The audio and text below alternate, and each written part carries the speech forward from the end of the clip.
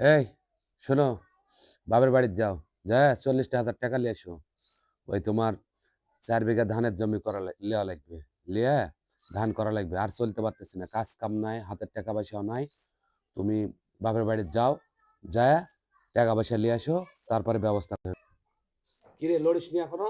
ওমা, তোমাক যে আমি গত সপ্তাহে যে 50,000 টাকা দিনু, তুমি এখন বলো আমি কোন মুখ লিয়া যাবো ওর কাছে বলে দিন টাকা চাইতে? আর কি বলে আমি টাকা চাবো অত বলো? খিটখিটের কারণ নাই। কিভাবে টাকা নিয়ে আসবো আমি জানি না। তো তোমার কি একটা বিবেক নাই যে তোমাকে আমি তো লিয়ে আসা দিনু, আবার আমি কোন মুখ লিয়া যাবো? আমি সে কি চাইতে পারবো যে বলে দিনি? তোমাকে তো একটা ইনসাফ করা উচিত। আমি কি কোন মুখ লিয়া যাবো ওর সামনে তুমি বলো? সংসার চলিচ্ছে না, কিছু চলিচ্ছে না, আর অত বিবেক টিবেক দেখার দরকার নাই। টাকা নিয়ে আসতে টাকা নিয়ে যা। তুমি জানেন না আমার বাপ মা কি সুখে থাকে? আমার ভাই খাইতে দিলে, আমার চাচারা খাইতে দিলে খায়। তোমার কি বোঝা লাগবে না? আমি আবার কুড়ি থেকে বলবো যে আবার টাকা আমাকে দাও। আবার কুড়ি থেকে দিবে তুমি বলো? কোনো কিছু বোঝা লাগবে না, আমার গতবারের টাকা সংসার চলিচ্ছে তুমি না দেখলে সেভাবে। না, গতবারের টাকা কুকুর কন্ট্রাক্ট দিয়ে তোমাকে দিল। তাহলে এবার তোমাকে আমি কোথা থেকে লিয়ে দিব বলো? আমি যা কি বলবো বলো? কিভাবে যে টাকা চাবো? আরে যা তো যা, ওভাবে চাইলা ফিট ফিট করিস না, কাটাকাট যা।